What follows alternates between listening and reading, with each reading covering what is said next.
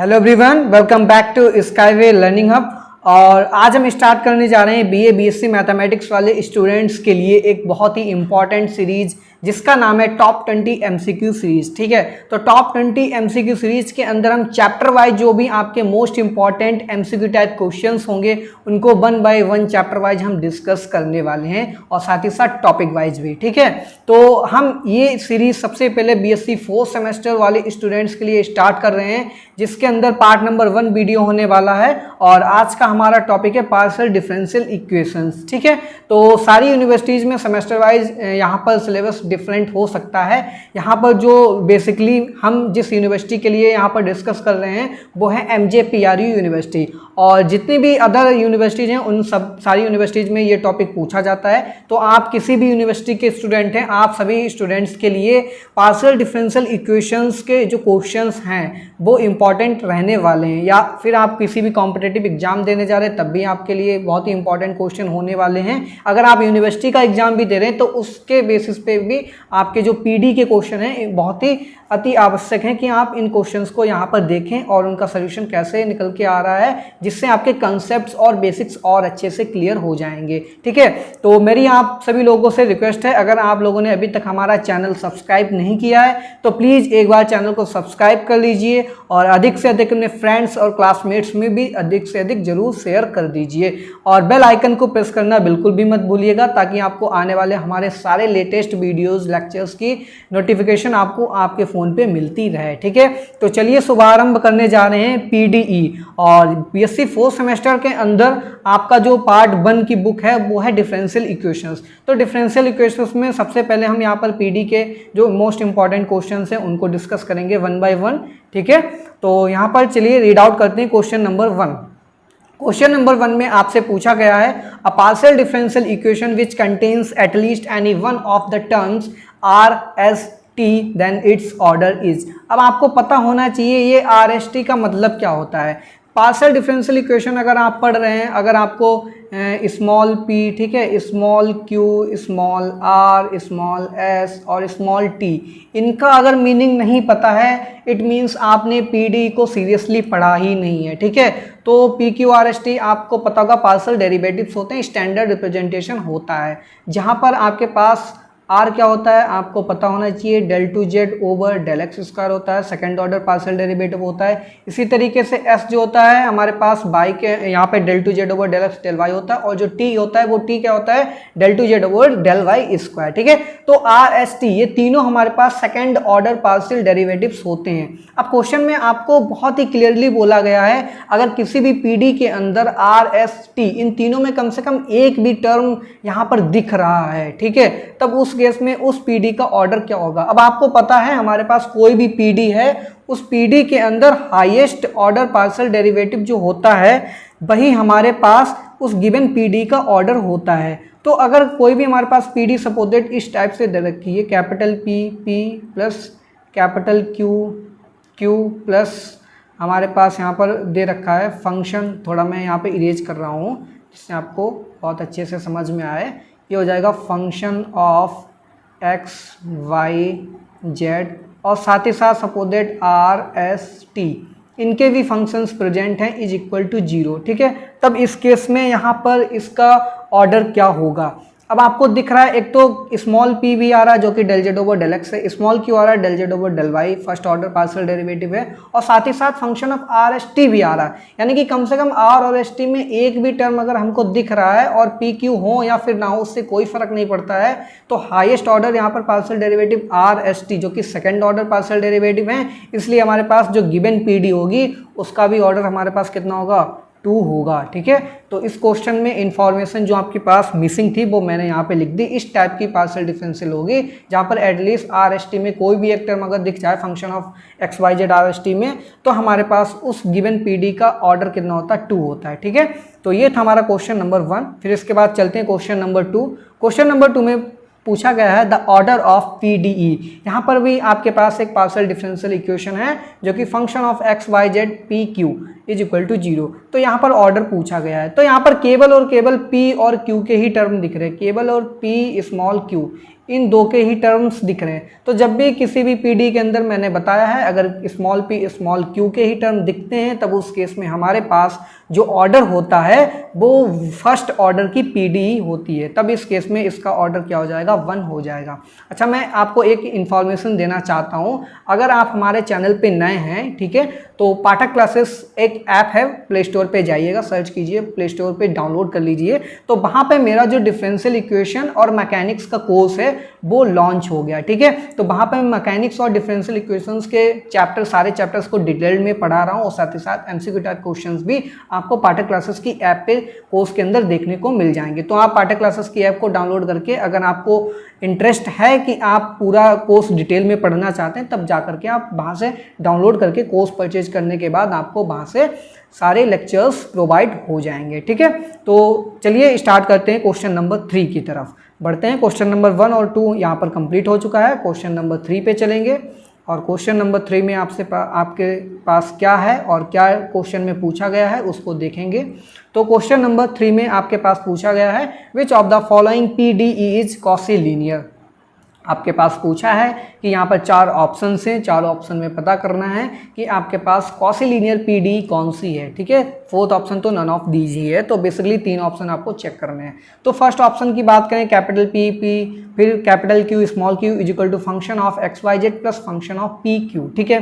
तो देखिए यहाँ पर फंक्शन ऑफ PQ आ गया। अब जैसे ये फंक्शन ऑफ PQ आता है इट मीन्स हमारे पास कुछ इस टाइप के भी टर्म्स दिख सकते हैं, P स्क्वायर Q स्क्वायर इस टाइप के भी टर्म दिखेंगे, ठीक है। PQ square dot dot dot इस टाइप से टर्म आपको दिखेंगे, यानी कि प्रोडक्ट में PQ का कॉम्बिनेशन वाले जो टर्म होंगे वो भी इस पार्शियल डिफरेंशियल इक्वेशन में अकर हो सकते हैं। तो इट मीन्स जो पहला ऑप्शन है यहाँ पर जैसे ही PQ पे रिस्ट्रिक्शन हटती है तब उस केस में ये हमारे पास नॉन लीनियर हो जाती है। तो यहाँ पर अगर फर्स्ट ऑप्शन की बात करें ये तो नॉन लीनियर होगी, तो भाई कॉसी लीनियर का यहाँ पर कोई मतलब ही नहीं बनता है। फिर सेकंड ऑप्शन की बात करें तो capital PP plus capital QQ is equal to function of XYZ PQ। अब यहाँ पर फिर से हमारे पास एक कंबाइंड यहाँ पर फंक्शन ऑफ XYZ PQ दिखा है, यानी कि इट मीन्स यहाँ पर भी हमारे प्रोडक्ट में PQ दिख सकता है और जैसे ही PQ पे रिस्ट्रिक्शन हटती है यानी कि derivative partial derivative into partial derivative का टर्म आता है तब उस केस में नॉन लीनियर PD हो जाती है। तो ऑप्शन नंबर 2 भी हमारा नॉन लीनियर हो गया, तो ये भी कॉसी लीनियर तो हो ही नहीं सकती क्योंकि कोई भी कॉसी लीनियर नॉन लीनियर नहीं होती और कोई भी नॉन लीनियर कॉसी लीनियर नहीं होती, ठीक है। तो ऑप्शन 1 2 तो डिस्कार्ड हो जाएंगे। ऑप्शन नंबर 3 की बात करें तो capital P plus capital Q is equal to R function of XY into Z plus SXY। अब ये हमारे पास एक लीनियर पार्शियल डिफरेंशियल इक्वेशन है क्योंकि यहाँ पर ना तो Z पे रिस्ट्रिक्शन हटी है और ना ही हमारे पास देखिए कैपिटल P और कैपिटल Q पे रिस्ट्रिक्शन हटी। कैपिटल P कैपिटल Q यहाँ पर फंक्शन ऑफ XY हैं, ठीक है। जिस तरीके से हमारे पास R और S फंक्शन ऑफ XY हैं उसी तरीके से हमारे पास जो P है वो भी फंक्शन ऑफ x, y है और जो Q है ये भी फंक्शन ऑफ x, y है, ठीक है। तो यहाँ पर ये चीज़ यहाँ पर आप नोटिस कर लीजिए, नोट डाउन कर लीजिए कि कैपिटल P और कैपिटल Q जो है फंक्शन ऑफ x, y है, ठीक है। तो यहाँ पर हम देख पा रहे हैं ये हमारे पास एक लीनियर पार्शियल डिफरेंशियल इक्वेशन है। और एक नोट पॉइंट आपने अगर पढ़ा है और नहीं पढ़ा है तो मैं आपको बता दूँ, सारी लीनियर पार्शियल डिफरेंशियल इक्वेशन हमारे सेमी लीनियर होती हैं और सारी सेमी लीनियर क्वासी लीनियर होती हैं। तो अगर सारी लीनियर सेमी हैं और सेमी क्वासी हैं तो सारी लीनियर पार्शियल डिफरेंशियल इक्वेशन क्या होंगी, quasi linear partial differential equation होंगी। तो यहाँ पर ऑप्शन नंबर 3 बिल्कुल करेक्ट ऑप्शन हो जाएगा, ठीक है, क्योंकि ये लीनियर है। तो अगर लीनियर है तो क्वासी लीनियर भी होगी ऑलवेज, ठीक है। तो ऑप्शन नंबर 3 बिल्कुल करेक्ट होगा। इसके बाद क्वेश्चन नंबर 4 पे बढ़ते हैं, विच of the following can never be true. इनमें से कौन सी स्टेटमेंट हमेशा ट्रू नहीं होगी, यानी कि आपको एक फॉल्स स्टेटमेंट यहाँ पर आइडेंटिफाई करनी है। तो देखते हैं 1 बाय 1। पहला ऑप्शन है हमारे पास a linear PDE is quasi linear. हमारे पास जो लीनियर PD होती कॉसी लीनियर होती, बिल्कुल करेक्ट है ये। तो a linear PD can be non linear. एक linear PD can be non linear, कोई भी लीनियर पार्शियल डिफरेंशियल इक्वेशन कभी भी नॉन लीनियर नहीं होती। तो ये हमारे पास एक फॉल्स स्टेटमेंट है, यानी कि ये स्टेटमेंट कभी भी ट्रू नहीं हो सकता है और यही हमसे पूछा गया था। ऑप्शन नंबर 2 बिल्कुल करेक्ट हो जाएगा। ऑप्शन नंबर 3 की बात करें, अ non linear PD is never a linear, तो ये भी हमारे पास एक करेक्ट स्टेटमेंट है। और no quasilinear PD can be non linear, तो ये भी हमारे पास एक करेक्ट स्टेटमेंट होता है। ठीक है, तो ये हमारे पास ऑप्शन नंबर 2 था क्वेश्चन नंबर 4 में करेक्ट। और इसके बाद क्वेश्चन नंबर 5 पे आते हैं। The order and degree of the PD, हमारे पास एक पीडी दे रखी है, यहाँ पर ऑर्डर और डिग्री की बात कही गई है, बताइए क्या होगा। तो ऑर्डर की सबसे पहले बात करेंगे तो देखिए यहाँ पर पी क्यू तो फर्स्ट ऑर्डर पार्शियल डेरिवेटिव है और आर एस टी भी अकर कर रहे हैं, यानी कि ये सेकंड ऑर्डर पार्शियल डेरिवेटिव है। और इस पीडी के अंदर फर्स्ट भी है सेकंड भी है, तो हाईएस्ट ऑर्डर क्या है, सेकंड ऑर्डर, तो इसलिए इसका ऑर्डर तो हमारे पास क्या हो जाएगा, ऑर्डर इसका 1 हो जाएगा। अगर हम डिग्री की बात करें तो डिग्री कितनी होगी, तो यहाँ पर हाईएस्ट ऑर्डर पार्शियल डेरिवेटिव की जो डिग्री होगी, हाईएस्ट डिग्री वही हमारे पास उस पीडी की डिग्री होगी। आर एस टी की बात करें तो तीनों की पावर 1 आ रही, यानी कि इसकी डिग्री भी हमारे पास कितनी होगी, 1 होगी। तो ऑप्शन नंबर कौन सा करेक्ट होगा, ऑप्शन नंबर 1 करेक्ट हो जाएगा। तो ये था क्वेश्चन नंबर 5। क्वेश्चन नंबर 6 की तरफ बढ़ते हैं। क्वेश्चन नंबर 6 में पूछा गया द पीडी फॉर्म्ड वाई, यहाँ पर एक इक्वेशन दे रखी है z equal to x plus a by plus b, तो यहाँ पर पीडी आपको फाइंड करनी है। ठीक है, तो यहाँ पर जो आर्बिट्री कांस्टेंट है a प्लस बी, इनको आपको एलिमिनेट करना है। एलिमिनेशन ऑफ आर्बिट्री कांस्टेंट का यहाँ पर कंसेप्ट लगेगा। कंसेप्ट लगाने के बाद यहाँ पर एक पीडी फॉर्म होकर के आएगी। तो देखिए कैसे करेंगे, तो सबसे पहले हम यहाँ पर del z over del x निकालेंगे। ठीक है, जेड का पार्शियल डेरिवेटिव एक्स के रिस्पेक्ट में निकालेंगे, तो हमारे पास जब एक्स के रिस्पेक्ट में निकालेंगे तो ये हमारे पास बाई प्लस बी, ये तो कांस्टेंट हो जाएगा, तो बाई प्लस बी ऐसा ही लिखा रहेगा। और जो ये आएगा एक्स प्लस ए, इसका पार्शियल डेरिवेटिव 1 आएगा। ठीक है, तो इंटू 1 हो जाएगा। फिर हम निकालेंगे del z over del y, तो बाई के रिस्पेक्ट में पार्शियली डिफरेंशिएट करेंगे तो x प्लस ए हमारे पास क्या हो जाएगा, ये हमारे पास कांस्टेंट हो जाएगा। और जैसे ही हमारे पास ये हमारे बाई के रिस्पेक्ट में है ना, तो बाई प्लस बी का करेंगे तो ये 1 हो जाएगा। ठीक है, तो इसका 1 हो गया। तो सिंपली देखा जाए del z over del x हमारे पास किसके इक्वल होता है, पी के इक्वल होता है। ठीक है, ये वैल्यू पी के इक्वल होती है, और del z over del y ये क्यू के इक्वल होती है। तो अब हम क्या करेंगे, इनका यूज करेंगे जो गिवन इक्वेशन है। तो गिवन इक्वेशन क्या है, z is equal to x plus a by plus b. X plus a की वैल्यू किसके इक्वल है, क्यू के इक्वल, और बाई प्लस बी की वैल्यू किसके इक्वल है, पी के इक्वल। ठीक है, तो यहाँ से हम लिख सकते हैं z is equal to p q, ये हमारे पास पार्शियल डिफरेंशियल इक्वेशन फॉर्म होकर के आएगी, यानी कि ऑप्शन नंबर ए बिल्कुल करेक्ट हो जाएगा। ठीक है, तो ऑप्शन नंबर ए बिल्कुल करेक्ट है। इसके बाद चलते हैं क्वेश्चन नंबर 7। क्वेश्चन नंबर 7 में पूछा है द पीडी फॉर्म्ड बाई, यहाँ पर एक फिर से इक्वेशन दे रखी है और आपसे पीडी पूछा गया है, z is equal to x plus b y plus a b. तो ये इक्वेशन आपकी एनालॉगस टू क्लेराउट्स इक्वेशन है। ठीक है, तो क्लेराउट्स इक्वेशन में यहाँ पर क्या होगा, आपको सिंपली जो ए और बी है, ए और बी आपके रिप्लेस हो जाएंगे स्मॉल पी और स्मॉल क्यू से। तब उस केस में यहाँ पर पीडी क्या फॉर्म होकर के आएगी, जेड इज इक्वल टू ये हो जाएगा पी एक्स प्लस ये हो जाएगा q y plus p q. ठीक है, ये हमारे पास यहाँ पर इसका सोल्यूशन हो जाएगा। ठीक है, यानी कि पीडी फॉर्म होकर के आएगी। तो यहाँ पर कौन सा ऑप्शन सही है, तो देखिए z is equal to p x plus q y is equal to p q. ठीक है, तो ऑप्शन नंबर 3 बिल्कुल करेक्ट ऑप्शन होगा इस क्वेश्चन का। तो ऑप्शन नंबर 3 पे टिक कर लीजिए। तो ये था हमारे पास क्वेश्चन नंबर 7। तो क्वेश्चन नंबर 7 के बाद क्वेश्चन नंबर 8 पे आते हैं। क्वेश्चन नंबर 8 में आपसे क्या पूछा गया है, काफ़ी इजी क्वेश्चंस हैं। विच of the following is true, यहाँ पर 3 स्टेटमेंट्स हैं, आपको पता करना है कि तीनों सही हैं या फिर इनमें से केवल एक ही सही है। ठीक है, तो पहला स्टेटमेंट क्या है, a quasilinear PD can be easily solve using Lagrange's auxiliary equation. तो बहुत ही सिंपल है, आपके पास कॉसिलिनियर का मतलब होता है capital P P plus capital Q Q is equal to R. ये हमारे पास एक लैग्रांजेस इक्वेशन बोली जाती है, और इस टाइप की इक्वेशन जो होती हैं कॉसिलिनियर भी होती हैं, और इनको सॉल्व करने के लिए लैग्रांजे ऑक्सिलरी इक्वेशन की हेल्प ली जाती है। यानी कि ऑप्शन नंबर ए तो बिल्कुल करेक्ट है कि कॉसिलिनियर पीडी को सॉल्व करने के लिए लैग्रांजे ऑक्सिलरी इक्वेशन का हम यहाँ पर यूज करते हैं, जहाँ से हम u और b की वैल्यू निकालते हैं। फिर आपका सोल्यूशन कैसे दिया जाता है, function of u, v is equal to 0। ठीक है, तो ये हमारे पास सोल्यूशन होता है। फिर हमारे पास पूछा गया है non linear PD can be easily solve using Charpit's method. तो नॉन लीनियर पीडी यहाँ पर बेसिकली फर्स्ट ऑर्डर की है, तो first order non linear PD को सॉल्व करने के लिए हमारे पास चारपिट मेथड होता है, बिल्कुल करेक्ट है। और इसके बाद हमारे पास a non linear PD involves the product of partial derivative such as p q. तो ये ऑप्शन भी करेक्ट है। नॉन लीनियर पीडी के अंदर हमारे पास पार्शियल डेरिवेटिव्स के प्रोडक्ट के टर्म आते हैं, सपोज दैट यहाँ पर पी क्यू एग्जाम्पल दिया है। ठीक है, तो यानी कि अगर देखा जाए सारे स्टेटमेंट्स करेक्ट हैं, all of the above correct option हो जाएगा। क्वेश्चन नंबर 9 पे आते हैं। क्वेश्चन नंबर 9 वही जो ऊपर मैंने बताया क्वेश्चन नंबर 8 में, वही बिल्कुल सेम क्वेश्चन है। On solving a PDE of first order which is quasi linear. आपके पास सब यहाँ पर सिंपली बोला है, एक लैग्रांजे इक्वेशन है P plus q Q is equal to R. ठीक है, ये आपके पास एक लैग्रांजे इक्वेशन है और यहाँ पर इसको जब सॉल्व करते हैं तो हमारे पास एक u निकल के आता है जो c1 के इक्वल होता है और v निकल के आता है जो c2 के इक्वल है। ठीक है, तो इसका सोल्यूशन कैसे दिया जाएगा इस इक्वेशन का, तो इस इक्वेशन का सोल्यूशन देखिए, एक तो होता है phi u comma v is equal to 0, ये पहला टाइप होता है। और क्या लिख सकते हैं यहाँ पर u is equal to phi v, इस टाइप से भी इसका सोल्यूशन दे सकते हैं, ये सेकेंड होता है। और थर्ड हमारा क्या लिख सकते हैं, v is equal to phi of u, ये हमारे पास तीसरा केस होता है। तो तीनों में आप जिस तरीके से चाहें, जैसा आपको अच्छा लगे उस तरीके से लिख सकते हैं, तो ऑल ऑफ द अबव इसका करेक्ट ऑप्शन हो जाएगा। ठीक है, तो ये था हमारे पास क्वेश्चन नंबर 9। चलते हैं क्वेश्चन नंबर 10 की तरफ और क्वेश्चन नंबर 10 से फिर से स्टार्ट करेंगे, क्या पूछा गया है आपसे। तो क्वेश्चन नंबर 10 में आपसे पूछा गया द कंप्लीट इंटीग्रल ऑफ, यहाँ पर क्वेश्चन नंबर 10 में एक आपके पास यहाँ पर function of p comma Q, ठीक है, p का यानी कि एक पार्शियल डिफरेंशियल इक्वेशन गिवन में है और पूछा गया इसका कंप्लीट इंटीग्रल क्या होगा।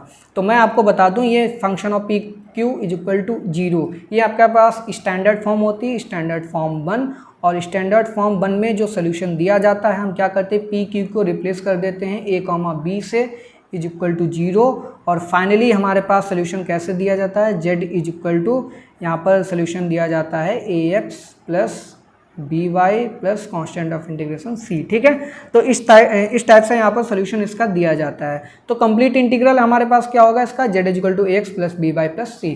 तो ऑप्शन नंबर 2 बिल्कुल करेक्ट ऑप्शन होगा, ये डायरेक्ट क्वेश्चन है स्टैंडर्ड फॉर्म का। ठीक है, चलिए बढ़ते हैं क्वेश्चन नंबर 11। क्वेश्चन नंबर 11 में क्या पूछा गया है, which of the following standard form of PD is analogous to Clairaut's form. तो यहाँ पर पूछा गया है जो स्टैंडर्ड फॉर्म बेसिकली आपके पास 4 होती हैं। ठीक है, 4 स्टैंडर्ड फॉर्म होती हैं और चारों स्टैंडर्ड फॉर्म में पूछा गया कौन सी standard form analogous to Clairaut's form होती है। तो देखिए क्लेराउट्स फॉर्म के एनालॉगस कौन सी होती है, तो ये हमारे पास होती है z equal to p x plus q y plus function of p q, यानी कि 4th स्टैंडर्ड फॉर्म जो होती है वो एनालॉगस टू क्लेराउट्स फॉर्म होती है। तो बहुत ही इंपॉर्टेंट क्वेश्चन है ये। और इसके बाद क्वेश्चन नंबर 11 पे आते हैं। क्वेश्चन नंबर 11 में क्या पूछा गया, the first order partial differential equation small p is equal to capital P and small q is equal to capital Q are compatible. ठीक है, आर कंपैटिबल। तो ये कंपैटिबल कब होंगे, तो कंपैटिबिलिटी के लिए यहाँ पर 4 ऑप्शन हैं, 4 ऑप्शन में आपको पिक करना है कौन सा ऑप्शन सही है। तो मैं बता दूं यहाँ पर इस टाइप का जब भी ये स्टेटमेंट दिया जाए तो यहाँ पर कंपैटिबल ये दोनों कब होंगी पार्शियल डिफरेंशियल इक्वेशन, तो ये होता है हमारे पास एक तो del p over del y होता है is equal to del q over del x। तो ये कंडीशन अगर सेटिस्फाई कर रही है only and only, if and only if, तभी हमारे पास कंपैटिबल होगा, अदरवाइज कंपैटिबल नहीं होगी। तो देखिए कौन सा ऑप्शन सही दिख रहा है हमारे पास, ये दिख रहा है क्या, del p over del y is equal to del q over del x. ठीक है, तो ऑप्शन नंबर डी बिल्कुल करेक्ट होगा, ये कंपैटिबिलिटी की कंडीशन होती है, if and only if del p over del y is equal to del q over del x. ठीक है, इसके बाद बढ़ते हैं क्वेश्चन नंबर 12। क्वेश्चन नंबर 12 में क्या पूछा गया है, if every solution of the first order P D E function of x y z PQ is equal to 0 is also a solution of first order PDG XYZ PQ is equal to 0। Simply यहाँ पर बोला गया आपके पास 2 partial differential equation है, पहली partial differential equation F है और दूसरी पार्शियल डिफरेंशियल इक्वेशन G है, वो भी फर्स्ट ऑर्डर की दोनों है।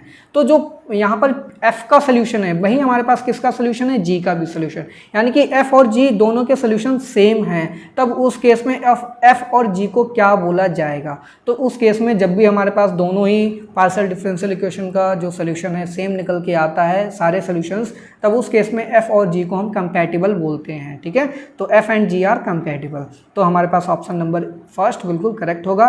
सेकंड ऑप्शन बोल रहा है F and G are not compatible, गलत है ये। F एंड G मे और मे नॉट भी, ये भी गलत है। F and G can never भी, ये भी गलत है।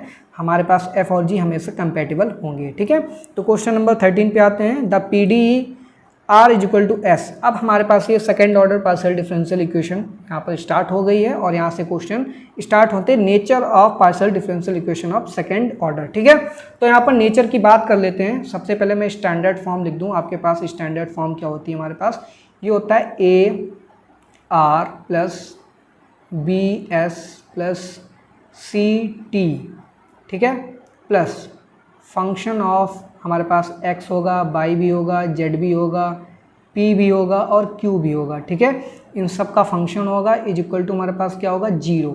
तो ये हमारे पास स्टैंडर्ड फॉर्म होती है सेकंड ऑर्डर हमारे पास जो पार्शियल डिफरेंशियल इक्वेशन होती है। तो यहाँ पर हमारे पास जो नेचर डिफाइन करते हैं, नेचर डिफाइन करने के लिए हम क्या करते हैं, बी स्क्वायर माइनस 4ac निकालते हैं, ठीक है, बी स्क्वायर माइनस 4ac निकालते हैं। अब ये निकालेंगे तो यहीं से हम नेचर को आइडेंटिफाई करते हैं। तो देखिए कैसे आइडेंटिफाई करेंगे, इसको सपोज दैट हमने डी बोल दिया, क्या बोल दिया, ये हमारे पास डी हो गया। तो पहला केस क्या बनता है, अगर हमारे पास डी ग्रेटर देन 0 है तब उस केस में हमारा जो नेचर होगा पी डी का वो होता है हाइपरबोलिक। क्या होता है हमारे पास, हाइपरबोलिक, ठीक है, तब हाइपरबोलिक होती है। सेकेंड कंडीशन क्या होती है, अगर हमारे पास डी की वैल्यू इक्वल टू 0 है तब उस केस में इसको हम बोलते हैं पैराबोलिक। क्या बोलते हैं, पैराबोलिक, तब ये पैराबोलिक होती है। और थर्ड केस हमारे पास क्या होता है, अगर इस डी की वैल्यू लेस देन 0 है तब उस केस में इसको हम एलिप्टिक बोलते हैं। क्या बोलते हैं, एलिप्टिक बोलते हैं। तो स्टूडेंट्स ये हमारे पास 3 नेचर निकल के आते हैं। स्टैंडर्ड फॉर्म कंपैरिजन कराना, सिंपली आपको ए बी सी की ही वैल्यू चाहिए, यानी कि coefficient of r, coefficient of s, coefficient of T.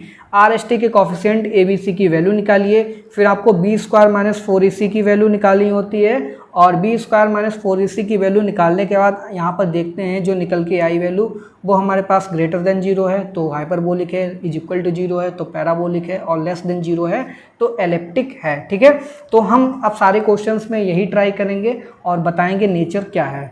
तो अगर हम बात करें क्वेश्चन नंबर 13 की, ठीक है, तो क्वेश्चन नंबर 13 में यहाँ पर सबसे पहले मैं इरेज करूँगा और इरेज करने के बाद यहाँ पर इस क्वेश्चन को सॉल्व करूँगा, क्योंकि हमको थोड़ा स्पेस चाहिए यहाँ पर नेचर फाइंड करने के लिए, ठीक है। तो यहाँ पर देखिए पीडी आप गौर से देखिए, तो यहाँ पर दिया है हमारे पास r is equal to s. तो सबसे पहले स्टैंडर्ड फॉर्म में कन्वर्ट करना होगा, यानी कि सारे टर्म हमको LHS में लाने पड़ेंगे। तो r minus s is equal to 0। अब यहाँ से अगर थोड़ा और इसको सही करके लिखें तो ये हो जाएगा r प्लस 0 इंटू टी, ठीक है, या 0 इंटू टी को मत लिखिए, r के बाद s आएगा, तो यहाँ पर हम लिखेंगे simply minus S plus 0 into T, ठीक है, इज इक्वल टू 0, ये हम लिख सकते हैं। तो आर एस टी के टर्म में हमने ये पी डी लिख ली है।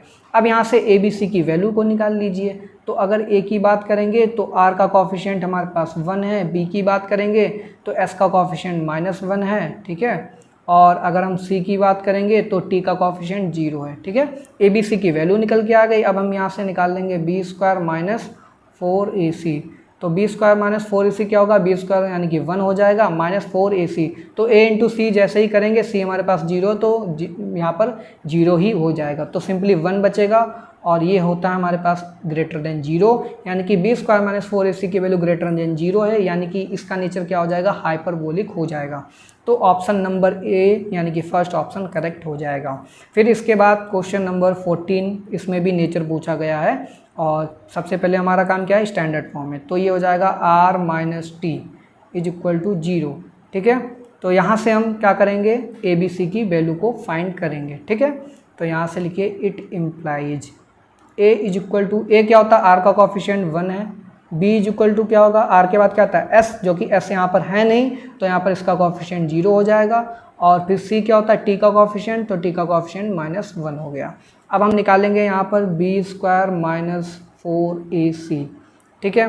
तो बी स्क्वायर हमारे पास क्या है 0, और माइनस 4ac, 4 इंटू ac, तो a और c की मल्टीप्लाई कराएंगे, 1 और -1 हो जाएगा, और एक -1 ऑलरेडी चल रहा था तो माइनस माइनस क्या हो जाएगा, प्लस हो जाएगा, और 4 मल्टीप्लाई, तो ये प्लस का 4 आया जो कि ग्रेटर देन 0 है, यानी कि यहाँ पर भी फिर से हमारे पास ये हाइपरबोलिक हो जाएगा। तो option number first is correct, ठीक है।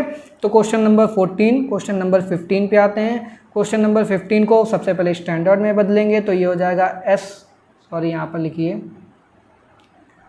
s minus t is equal to 0, it implies.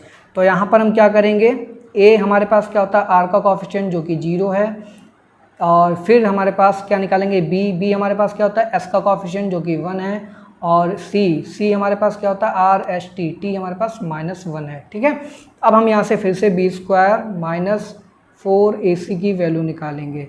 तो ये हो जाएगा बी स्क्वायर यानी कि 1 होता है, और माइनस और ये ए सी, और ए हमारे पास 0 है, तो ए और सी -1 की मल्टीप्लाई कराएंगे तो फिर से 0 बन जाएगा। तो सिंपली यहाँ पर हमारे पास क्या आएगा, 1 आएगा, जो कि ग्रेटर देन क्या है, ग्रेटर देन 0, यानी कि फिर से ये हमारे पास हाइपरबोलिक ही आ रहा है। तो इसमें भी ऑप्शन नंबर फर्स्ट बिल्कुल करेक्ट हो जाएगा। इसके बाद क्वेश्चन नंबर 16, क्वेश्चन नंबर 16 में भी आपसे नेचर पूछा गया है। अब इस बार यहाँ पर ऑलरेडी स्टैंडर्ड फॉर्म में लिखा है, तो ये लिखा है आर प्लस एस, ठीक है, r plus s is equal to 0। तो स्टैंडर्ड फॉर्म में लिखा है, तो सिंपली हम यहाँ पर ए बी सी की वैल्यूज को निकालेंगे। तो ए की वैल्यू हमारे पास क्या आएगी, आर का कॉफिशिएंट जो कि 1 है, बी की वैल्यू क्या निकल के आएगी, एस का कॉफिशिएंट वो भी 1 है, सी की वैल्यू क्या निकल के आएगी, सी की वैल्यू आर एस टी, सी की हमारे पास 0 हो जाएगा। तो यहाँ से निकालेंगे बी स्क्वायर माइनस 4ac, और बी स्क्वायर यानी कि बी का स्क्वायर 1 का स्क्वायर 1 हो जाएगा, और ए और सी की मल्टीप्लाई कराएंगे 0 हो जाएगा, तो सिंपली 1 आएगा, ये ग्रेटर देन 0 है। इस केस में भी इसका नेचर क्या आएगा, हाइपरबोलिक ही आएगा, ठीक है। तो क्वेश्चन नंबर 16 का भी आंसर हमारे पास क्या है, हाइपरबोलिक है। तो क्वेश्चन नंबर 16 का जो ऑप्शन है यहाँ पर चेक करेंगे, ऑप्शन नंबर फर्स्ट करेक्ट हो जाएगा, ठीक। फिर इसके बाद क्वेश्चन नंबर 17 पे आते हैं, और क्वेश्चन नंबर 17 में भी आपसे नेचर ही पूछा गया है। तो सिंपली सबसे पहले ए लिखेंगे, ए की वैल्यू हमारे पास कितनी आ रही है, यहाँ पर आर का कॉफिशिएंट 1 है, बी की वैल्यू निकालेंगे, बी की वैल्यू हमारे पास कितनी आ रही है, एस का कॉफिशिएंट जो कि 0 है, फिर टी की वैल्यू निकालेंगे, टी का यहाँ पर कॉफिशिएंट कितना आ रहा है, सॉरी टी की वैल्यू क्यों निकालेंगे, टी का कॉफिशिएंट हमारे पास क्या है भाई, हमारे पास सी की वैल्यू होती है, तो टी का कॉफिशिएंट क्या है 1, ठीक है। अब हम यहाँ पर बी स्क्वायर माइनस 4ac निकालेंगे, तो बी स्क्वायर माइनस 4ac तो इज इक्वल टू क्या हो जाएगा, बी स्क्वायर यानी कि 0 हो जाएगा, माइनस ये 4 हो जाएगा। ये इस बार लेस देन 0 आ रहा है, और जैसे ही लेस देन 0 होगा तब उस केस में हमारे पास क्या हो जाएगा, एलिप्टिक हो जाएगा। क्या हो जाएगा, एलिप्टिक। तो क्वेश्चन नंबर 18 में आते हैं। इस बार ये भी ऑलरेडी स्टैंडर्ड फॉर्म में लिखी है, सिंपली हमको ए बी सी की वैल्यू निकालनी है। ए हमारे पास क्या है, आर का कॉफिशिएंट जो कि 0 है, बी की वैल्यू कितनी है, जो कि हमारे पास क्या होता है, एस का कॉफिशिएंट 1 है, और सी निकालेंगे, सी हमारे पास क्या होता है, टी का कॉफिशिएंट जो कि हमारे पास 1 है। तो बी स्क्वायर माइनस 4ac निकाल लीजिए, बी स्क्वायर माइनस 4ac, तो बी स्क्वायर 1 हो जाएगा, माइनस 4ac, तो ये हमारे पास 1 है, यानी कि ग्रेटर देन 0 आएगा। तो यहाँ पे फिर से हाइपरबोलिक इसका नेचर हो जाएगा। फिर क्वेश्चन नंबर 19 में r plus s plus t, तो यहाँ पर a is equal to b is equal to c, सारे कॉफिशिएंट यहाँ पर 1 आ रहे हैं, यानी कि ए बी सी की वैल्यू 1 हो जाएगी। तब इस केस में b square minus 4ac is equal to क्या निकल के आएगा, बी स्क्वायर यानी कि 1 माइनस ये 4 हो जाएगा, जो कि -3 आएगा, लेस देन 0 आएगा। तो इस केस में ये एलिप्टिक हो जाएगा इसका नेचर, ठीक है। फिर इसके बाद क्वेश्चन नंबर 20, और क्वेश्चन नंबर 20 आज की T20 MCQ सीरीज़ का लास्ट क्वेश्चन है, और यहाँ पर बहुत ही इंपॉर्टेंट क्वेश्चन है, ये आपसे कॉम्पिटेटिव एग्जाम में पूछा जा सकता है, ठीक है। यहाँ पर पूछा गया है वेव इक्वेशन का जो नेचर होता है वो कैसा होता है, ठीक। तो सबसे पहले तो हमको पता होना चाहिए कि वेव इक्वेशन कैसी दिखती है, मतलब कैसे लिखी जाती है वेव इक्वेशन। तो वेव इक्वेशन देखिए मैं यहाँ पे लिख रहा हूँ, ये होता है del2u over del x square plus फिर हमारे पास del2u over del y square plus del2u over del z square, ठीक है। फिर इसके बाद क्या होता है, is equal to 1 upon capital C square, फिर ये होता है del2u over del t square. ये हमारे पास वेव इक्वेशन होती है। और जो वेव इक्वेशन होती है, वेव इक्वेशन का अगर नेचर पूछ दिया जाए तो वेव इक्वेशन का नेचर हमारे पास हाइपरबोलिक होता है। तो इसका भी ऑप्शन नंबर 1 करेक्ट होगा, ठीक है। और वहीं पर आपसे अगर पूछ दिया जाए, हमारे पास एक और इक्वेशन होती है, उसको बोलते हैं हीट इक्वेशन, ठीक है। तो हीट इक्वेशन का हमारे पास क्या होता है नेचर, एक और पूछा जा सकता है हीट इक्वेशन। तो हीट इक्वेशन में देखिए कुछ नहीं होता है, हमारे पास ये del2u over del t square है, यहाँ पर इसकी जगह del u over del t हो जाता है। तब इस केस में ये हमारे पास हीट इक्वेशन हो जाती, कैसी हो जाती, हीट इक्वेशन हो जाती है। और हीट इक्वेशन का नेचर आपको पता होना चाहिए, ये हमारे पास होता है पैराबोलिक नेचर। कैसा नेचर होता है, पैराबोलिक, ठीक है। तो हीट इक्वेशन का नेचर हमारे पास पैराबोलिक होता है, वेव इक्वेशन का नेचर हमारे पास हाइपरबोलिक होता है। और एक और इक्वेशन होती है आपके पास लाप्लास इक्वेशन। कैसे, कौन सी इक्वेशन होती है, लाप्लास इक्वेशन। तो लाप्लास इक्वेशन का जो नेचर है वो पूछ दिया जाए तो वो एलिप्टिक होता है। तो ये 3 टाइप की इक्वेशन होती हैं, इन तीनों का नेचर आप याद कर लीजिए, एमसीक्यू टाइप क्वेश्चन के लिए काफ़ी इंपॉर्टेंट है। ठीक है, सो स्टूडेंट्स ये था हमारे पास T20 एमसीक्यू सीरीज का पार्ट नंबर 1 वीडियो, जिसके अंदर हमने पार्शियल डिफरेंशियल इक्वेशंस के क्वेश्चंस को डिस्कस किया है। नेक्स्ट पार्ट की वीडियो में हम फिर से पार्शियल डिफरेंशियल इक्वेशंस के कुछ और जो रिमेनिंग चैप्टर्स हैं उनसे रिलेटेड जो क्वेश्चंस हैं उनको लेकर के आएंगे और डिस्कस करेंगे। और मैं एट लास्ट आप सभी लोगों से यही रिक्वेस्ट करना चाहता हूं, अगर आप लोगों ने हमारा चैनल अभी तक सब्सक्राइब नहीं किया है तो प्लीज़ एक बार चैनल को सब्सक्राइब कर लीजिए और अधिक से अधिक अपने फ्रेंड्स में इस वीडियो को जरूर शेयर कीजिए अगर आपको आज की वीडियो हमारी पसंद आई है। ठीक है, तो चलिए स्टूडेंट्स मिलते हैं नेक्स्ट पार्ट की वीडियो में, तब तक के लिए thanks for watching, have a good day.